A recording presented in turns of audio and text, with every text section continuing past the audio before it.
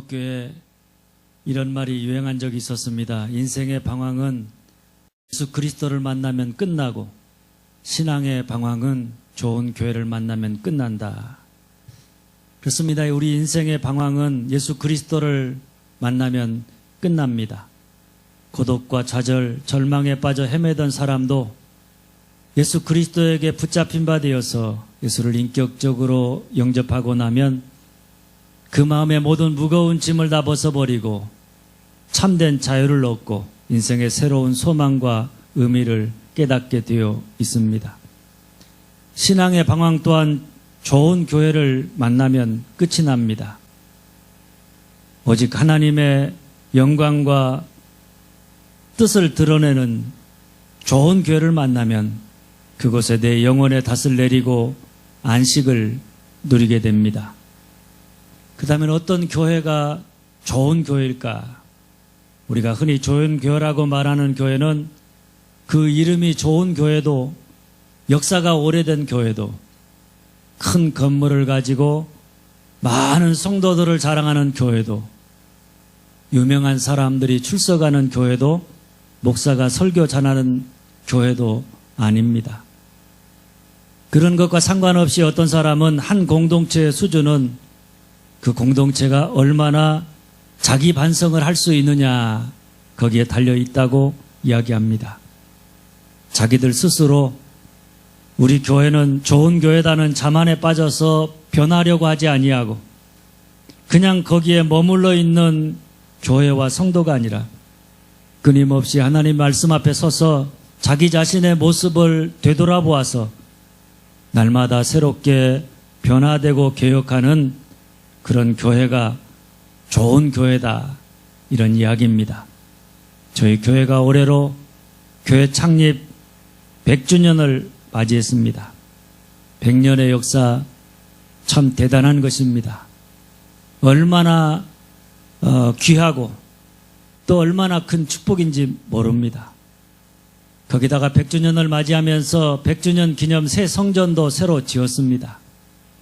아직 손보고 보완해야 될 부분 남아있지만은 그래도 다음 주부터는 새 성전에서 예배 드리게 될 것입니다. 거기다가 지금까지 우리 교회에 대한 평판도 임실교회는 좋은 교회다 이런 말을 참 많이 들었습니다. 이런저런 이유 때문에 저나 여러분의 마음속에 아마도 우리 교회 정도면 이만하면 이 정도면 괜찮지 않나 이런 우스운 마음이 자리하고 있을지도 모르겠습니다. 특별히 어려운 시기에 성전을 온 성도가 기도하면서 한마음 하나가 되어서 아무런 잡음이나 문제 없이 아름답고 거뜬하게 성전을 짓고 나니 더 그런 마음이 들지도 모르겠습니다. 그러나 교회는 우리가 뭔가를 했다, 이만하면 괜찮다, 그래서 거기에 머물러 그것을 자랑하는 순간 위험해지는 것을 알아야 합니다. 사실 교회 참된 모습은 교회 건물의 아름다움이 아니라 교회를 이루고 있는 우리 공동체의 아름다움에 있는 것입니다. 우리의 겉모습이 아니라 우리의 알맹이가 주님이 이 땅에 세우고자 하셨던 바로 그 교회, 주님이 직접 명하시고 사도들이 세워나갔던 사도행전의 교회와 같은가, 그것이 중요한 것입니다. 그런 의미에서 저는 우리 교회가 교회 100주년의 해를 맞이하고 새성전 입당을 준비하면서 사도행전의 말씀을 통해서 사도행전의 교회와 같은 모습으로 끊임없이 새롭게 변화되어 가고 성숙해져 가므로 주님 다시 오실 때까지 이 땅에 주의 뜻을 따라 주님의 나라를 이루어가는 주님의 기쁨이 되는 생명 있는 교회가 되어질 수 있기를 간절히 소망합니다. 오늘 말씀은 주님이 직접 제자들에게 부활하신 자신을 나타내시고 하나님 나라에 대한 자신의 비전을 말씀하시고 약속하신 것을 기다리라 분부하신 다음에 제자들이 주님 다시 오실 때까지 어떻게 살아야 될 건지, 어떻게 살아야 그들이 주님의 제자로서 하나님의 나라를 이루어가는 도로를 닦는 자가 될 수 있을 것인지 사명의 삶을 살아가도록 말씀하신 다음에 이루어진 사건입니다. 오늘 말씀은 이렇게 시작됩니다. 제자들이 감람원이라는 산으로부터 예루살렘으로 돌아오니, 제자들이 감람원에서 예루살렘으로 돌아왔습니다. 감람원은 예수님이 승천하신 현장입니다. 그러니까 이 말은 제자들이 예수님의 승천의 현장에서 주님이 승천하시면서 제자들에게 유언처럼 하신 말씀을 듣고 여전히 이스라엘 나라의 회복, 자기들이 원하는 것을 얻고자 하는 데만 관심을 갖고 살아가던 자기들의 부끄러운 모습을 반성하면서 새롭게 변화되었다. 그래서 이제는 정말 주님의 뒤를 이어서 하나님 나라의 회복을 위한 제자의 삶을 살겠다고 한 사람, 두 사람씩 예루살렘에 있는 마가의 다락방에 모여들었는데 그 모인 숫자가 몇 명이냐? 120명이었습니다. 바로 여기에서부터 유다인의 성전이 아니라 예수님이 하나님 나라를 위해 계획하셨던 새로운 주님의 몸된 교회 공동체가 마가의 다락방에서 시작되어진 것입니다. 할렐루야. 오늘 말씀은 이 처음 교회 공동체의 모습이 어떠했는지 두 가지 사건을 통해서 보여줍니다. 하나는 제자들이 마음을 같이하여서 기도하는 모습이고, 또 하나는 가룟 유다를 대신할 사도를 뽑는 모습입니다. 이 두 가지 사건 속에서 우리는 오늘날 우리 교회 공동체와 우리 성도들의 모습을 돌아보면서 우리 교회도 지상의 처음 교회와 처음 성도들처럼 그랬으면 참 좋겠다, 이런 바람을 가지고 그런 모습을 회복할 수 있기를 간절히 소망합니다. 그렇다면 그게 뭐냐? 첫째 따라서 합니다. 더불어 마음을 같이하여 오로지 기도에 힘쓴다. 더불어 마음을 같이하여 오로지 기도에 힘쓴다. 13절 14절입니다. 베드로, 요한, 야고보, 안드레와 필립, 도마와 바돌로메, 마테와 및 알페오의 아들 야고보, 셀로신 시몬, 야고보의 아들 유다 있어 여자들과 예수의 어머니 마리아와 예수의 아우들과 더불어 마음을 같이하여 오로지 기도에 힘쓰더라. 먼저 새로운 공동체의 출발에서 놓쳐서는 안 되는 부분이, 제자들의 이름이 소개될 때 사복음서에서는 가족의 나이 순서를 기준으로 이름이 쓰여졌다면 여기에서는 사역의 순서로 기록하고 있다는 것입니다. 이것은 새로운 교회 공동체의 중심이 가족이나 나이 중심이 아니라 하나님 나라를 위한 사역이 중심이 되었다. 가족과 나이에 따라서 사역을 하는 게 아니라 하나님 나라 사역을 위해서 필요한 모든 사람들이 누구나 다 부름을 받아서 함께 일하게 되었다. 주님이 말씀을 통해 가르치셨던 하나님 나라의 비전을 이제는 제자들이 갖게 되었다, 이런 이야기입니다. 그리고 나서 그들이 모여서 무엇을 했는가 하면 더불어 마음을 같이하여 오로지 기도에 힘썼습니다. 사람들이 뭔가 새롭게 시작할 때 많이 하는 것처럼 다락방에 모인 제자들은 주님이 우리에게 하나님 나라의 사명을 주셨고, 우리가 이제 그 사명을 이루고자 이렇게 모였으니까 우리가 어떻게 하면 그 사명을 이룰 수 있겠느냐, 함께 모여서 회의를 하거나 좋은 강사를 모셔다가 세미나를 하거나 일단 행동부터 먼저 하지 않았습니다. 그들 모두가 더불어 마음을 같이하여 오로지 기도에 힘썼습니다. 더불어 마음을 같이 했다는 것은 모두가 다 기도가 제일 중요하다, 지금은 기도해야 한다, 기도가 없으면 아무것도 할 수 없다, 여기에 동감했다는 뜻입니다. 그리고 오로지 기도에 힘썼다는 것은 기도밖에는 다른 해답이 없는 사람처럼, 마치 기도가 전부인 것처럼 그렇게 기도했다, 이런 뜻입니다. 저는 이 말씀을 준비하고 묵상하면서 다락방에 모인 120명의 성도들이 우리가 하나님 나라를 이루는 사명자로 살아가려면 기도가 제일 중요하고 무엇보다 먼저 기도해야 한다는 데 동감하고, 기도밖에는 다른 해답이 없는 것처럼 그렇게 오로지 기도했다. 기도가 전부인 것처럼 그렇게 기도했다. 그 모습이 너무나 거룩해 보였습니다. 제 마음속에 우리 교회와 성도들 모두가 이런 거룩함을 잃어버리지 않았으면 참 좋겠다. 이런 마음이 들었습니다. 여러분, 교회의 아름다움은 건물의 아름다움이나 웅장함에 있는 것이 아니라 처음 교회처럼 기도밖에는 해답이 없는 것처럼 모든 성도들이 지금은 기도해야 한다는데 마음을 같이 하고 기도가 전부인 것처럼 오로지 기도에 힘쓰는 거룩함에 있는 줄 믿으시기를 바랍니다. 그런데 여러분, 기도한다는 게 뭡니까? 특별히 오로지 기도에 힘썼다는 표현은 교회 공동체가 철저히 기도에 의존하고 있음을 보여주는데 그들이 그렇게 기도를 중요시한 이유가 어디에 있느냐? 사실 지금까지 제자들은 주님을 따른다고 했지만은 아직 주님의 마음이 어디에 있는지 알지를 못했습니다. 주님이 뜻하신 바가 무엇인지, 주님이 꿈꾸고 있는 게 어떤 것인지 알지를 못했습니다. 아니, 어떤 면에서 보면 그런 것에 전혀 관심이 없었습니다. 그냥 기도해도 그저 이스라엘 나라의 회복, 자기가 원하는 것을 내가 어떻게 하면 얻을 수 있을까, 거기에만 관심을 갖고 그것을 위해 기도했습니다. 그런데 그런 그들이 감람산에서 주님의 말씀을 듣고 주님이 제자들을 통해 이루고자 하시는 하나님 나라의 비전을 듣고 그리고 달라졌습니다. 어떻게 이스라엘 나라가 아니라 하나님 나라에 대한 꿈을 꾸기 시작했습니다. 이스라엘 나라의 회복, 자기가 원하는 것을 얻는 것에 대한 관심이 아니라 이제는 하나님 나라를 위한 삶을 살고 싶은 마음이 그 마음속에 불릴 듯 일어났습니다.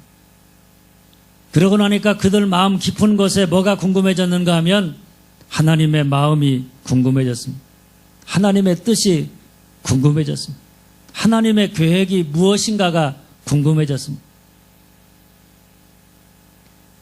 그래서 뭐 하기 시작했는가 하면 오로지 기도에 힘썼던 것입니다. 기도를 통해서 하나님을 더 깊이 알고 하나님을 오로지 듣고자 했다. 하나님과 소통하고자 했다. 이런 말씀입니다. 할렐루야. 여러분, 우리가 기도하지 않으면 그것도 오로지 하나님을 듣고자 하는 마음으로 기도하지 않으면 우리가 하나님을 제대로 알 수가 없는 것입니다. 하나님의 마음 우리가 느낄 수가 없습니다. 하나님의 뜻 우리가 알 수가 없습니다. 하나님의 계획 우리가 보지 못하는 것입니다. 우리가 만일 하나님의 일을 한다고 하면서 하나님의 마음도 하나님의 뜻도 하나님의 계획도 알지 못하고 거기에 전혀 관심을 갖지 않으면서 그러면서 우리가 무슨 일을 한들 여러분, 그것이 무슨 의미가 있겠습니까? 우리가 어떤 마음으로 그 일을 시작했든 그것은 하나님과 아무 상관없는 일이 되고 말 것입니다. 그리고 여러분 어떻습니까? 우리가 오로지 기도에 힘쓴다는 것은 마치 기도가 전부인 것처럼 전적으로 하나님만을 의지한다는 뜻이기도 합니다. 새롭게 탄생한 교회 공동체는 하나님만을 의지하는, 하나님을 떠나서는 존재할 수 없는 그런 공동체라는 이야기입니다. 하나님이 함께하지 않으면, 하나님이 역사하지 않으면, 하나님이 주시는 은혜와 능력이 없으면 교회와 성도는 아무리 많은 능력과 사람과 재물을 가지고 있어도 하나님 나라를 위한 사명을 온전히 감당할 수 없는 것입니다. 바로 이런 이유 때문에 우리 주님도 공생의 사역을 시작하실 때부터 기도로 시작하셨고 사역하시면서도 그 무엇보다 기도를 중요시하시되 마치 기도가 전부인 것처럼 오로지 기도에 힘쓰였던 것입니다. 여러분, 하나님 나라의 사역은 처음부터 그 마지막까지 우리가 얼마나 마음을 같이하여 오로지 기도에 힘쓰느냐, 거기에 승패가 달려있음을 믿고 항상 어떤 상황 속에서도 처음 교회처럼 모두가 다 기도해야 한다는 데 뜻을 같이 하고 기도밖에는 다른 해답이 없는 사람들처럼 마치 기도가 전부인 것처럼 그렇게 오로지 기도에 힘쓰는 우리 교회와 성도들이 되어질 수 있기를 주님의 이름으로 축원합니다. 둘째 따라서 합니다. 맡은 일에 끝까지 충성한다. 맡은 일에 끝까지 충성한다. 25절입니다. 봉사와 및 사도의 직무를 대신할 자인지를 보이시옵소서. 유다는 이 직무를 버리고 제 곳으로 갔나이다 하고, 여기 중요한 말이 대신할 자라고 하는 말입니다. 12제자 중에 한 사람인 가룟 유다가 예수님을 배신하고 죽게 되자 초대교회는 기도하면서 유다를 대신할 제자를 뽑았습니다. 그런데 그때가 언제인가 하면 마가의 다락방에서 드디어 예수님처럼 하나님 나라를 꿈꾸는 새로운 교회 공동체가 시작할 때입니다. 그런데 여러분, 새롭게 교회가 시작하면서 이때 베드로가 굳이 공동체의 아픔이었던 가룟 유다의 배신에 대한 이야기를 공개적으로 꺼냅니다. 유다가 본래는 주님이 택하신 12제자 중에 한 사람으로 직무의 한 부분을 맡았던 사람이었다.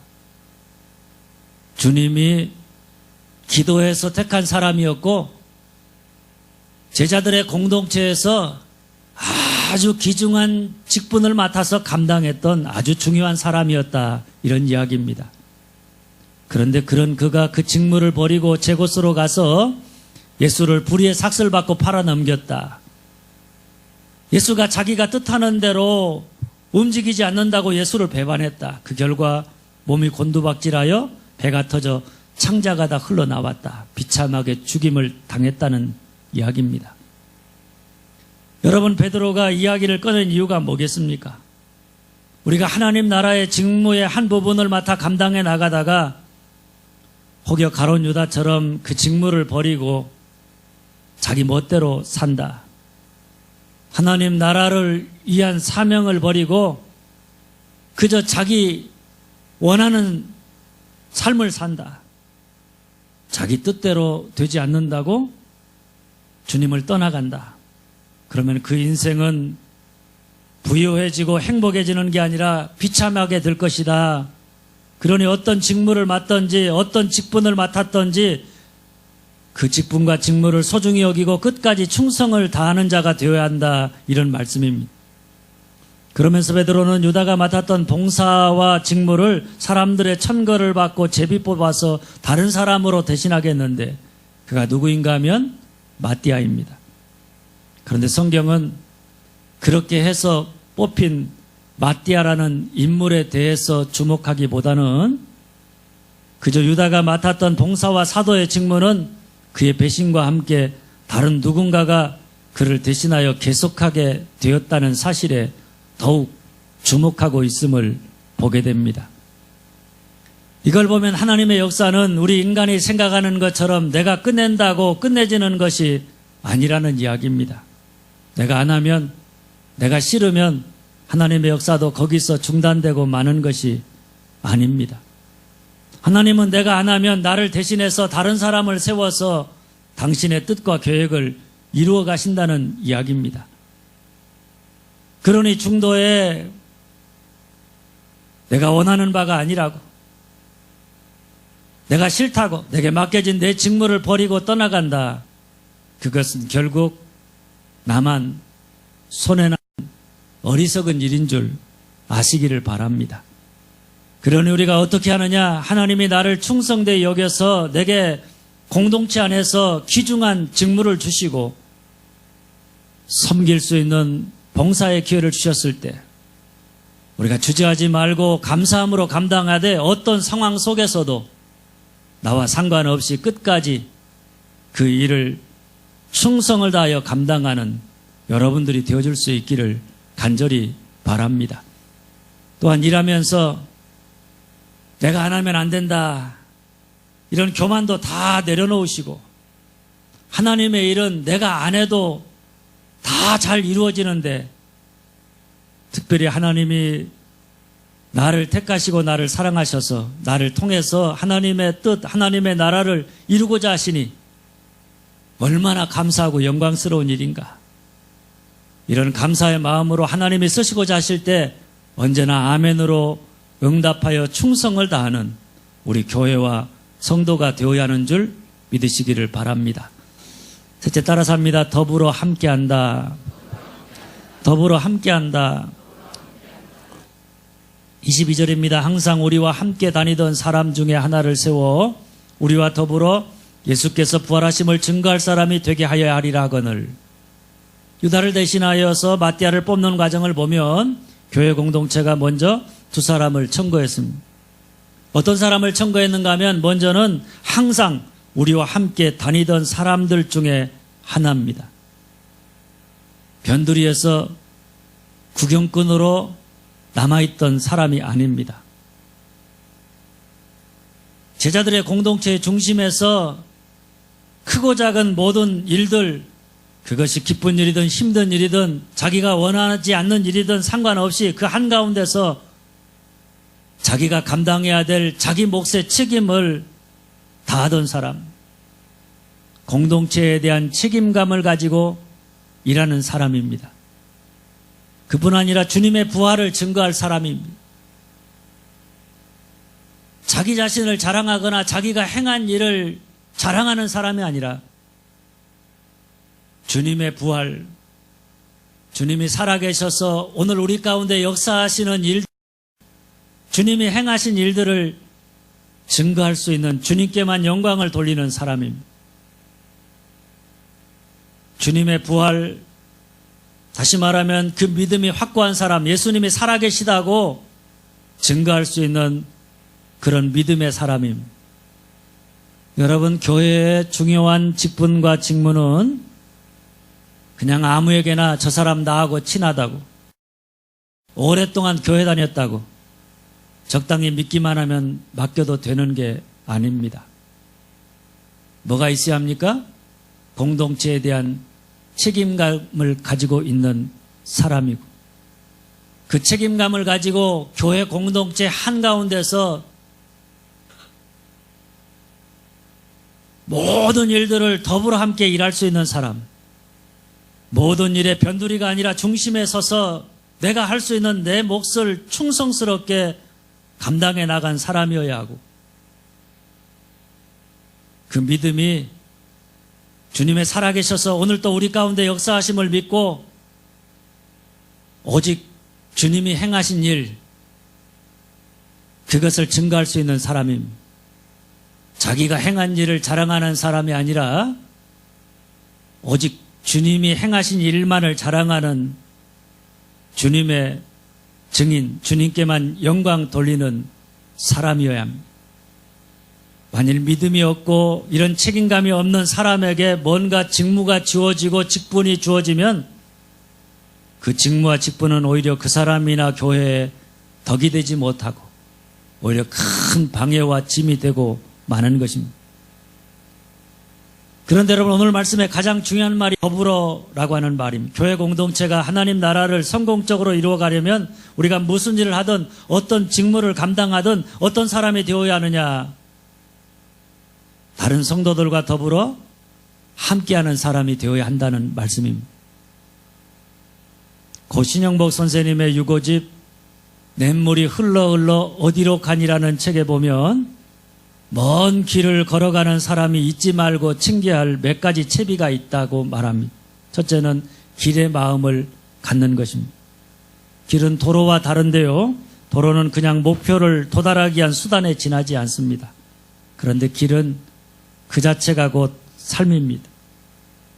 그러니까 먼 길을 가고자 할 때 그저 목표에 도달하고자 빨리만 가려고 하지 말고 가는 그 길 구비구비, 내가 오늘 살아가는 현재의 삶, 그 삶을 제대로 살고 그 삶 속에서 아름다운 흔적을 남기고자 하는 마음을 가져야 한다는 이야기입니다. 둘째로 필요한 것이 동반자입니다. 먼 길을 갈 때는 고생길도 함께 할 수 있는 길동무가 있어야 한다는 것입니다.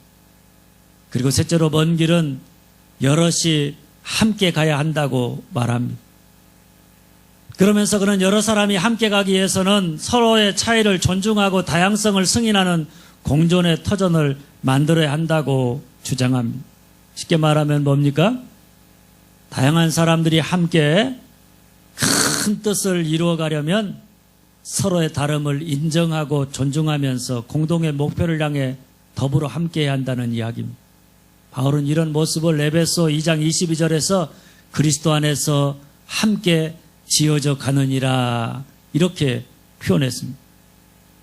여러분, 교회라고 하는 공동체가 세상 속에서 주님의 영광을 드러내 이루어가는 하나님 나라 공동체가 되려면 그 안에 있는 우리 모두가 무슨 일을 하든지 간에 언제나 공동체 하는 모든 사람과 더불어 함께하는 마음이 있어야 합니다. 내 마음에 맞는 사람들과만 함께하는 게 아니라 공동체 하는 모든 사람, 나와 다른 사람들과 더불어 함께하려고 하는 마음의 자세를 가지고 살아야 한다는 이야기입니다. 다른 사람과 더불어 함께하려고 하지 않고 그저 자기 마음대로 다른 사람을 주관하려고 한다. 그러면 그런 사람과는 더불어 함께 힘을 모아 뭔가를 이루어갈 수도 없고 함께한다 해도 얼마 못 가서 그 공동체가 그로 말미암아 깨어지고 말 것입니다. 바로 이런 이유 때문에 처음 교회 역시 부활의 신앙, 하나님 나라의 비전을 가지고 새로운 교회 공동체를 열정적으로 시작하면서 유다를 대신할 사람으로 어떤 사람을 추천했는가 하면 더불어 함께하는 사람입니다. 여러분, 우리가 다른 사람과 더불어 함께하려면 거기에는 반드시 서로의 다름을 인정하고 존중하는 공존의 자세가 필요합니다. 다름을 인정하고 다름을 존중히 여긴다. 아마 오늘 우리에게 가장 부족한 부분이지 않는가. 다름을 인정하고 존중하지 않는다. 자기만 옳다고 생각해서 모두가 다 자기처럼 생각하고 자기처럼 되어야 한다고 확신하고 자기처럼 만들려고 한다. 그러면 여러분, 그런 곳에는 정말 주님이 원하시는 그런 공동체를 기대할 수가 없는 것입니다. 그런 사람과는 더불어 함께 한다는 것, 더불어 함께 주님의 나라와 주의 뜻을 이루어간다는 것, 그것은 어찌 보면 참으로 어렵고 힘든 일이 아닐 수가 없는 것입니다. 그러니 우리가 정말 주님의 제자로서 이 땅에 주님의 나라, 주님의 뜻을 이루어가는 교회와 성도가 되기를 원한다면 우리는 언제나 처음 교회 성도들처럼 더불어 함께하고자 하는 마음, 서로의 다름을 인정하고 존중하는 마음 자세를 가지고 서로를 대하되 늘 주님 안에서 모두가 무릎 꿇고 주님의 뜻을 이루기에 더불어 마음을 같이하고 뜻을 같이하고 행동을 같이하는 그런 공동체와 성도가 되어야 하는 줄 믿으시기를 바랍니다. 사랑하는 여러분, 우리가 이런 처음 교회 모습은 한번 따라서 합니다. 더불어 마음을 같이하여 오로지 기도에 힘쓴다. 더불어 마음을 같이하여 오로지 기도에 힘쓴다. 맡은 일에 끝까지 충성을 다한다. 맡은 일에 끝까지 충성을 다한다. 더불어 함께한다. 더불어 함께한다.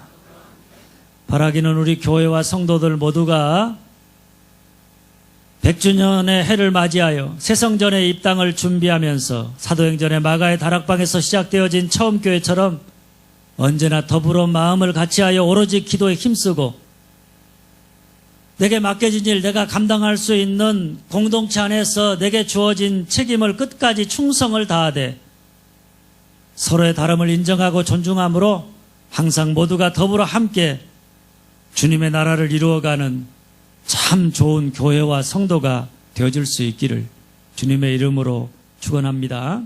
기도하겠습니다.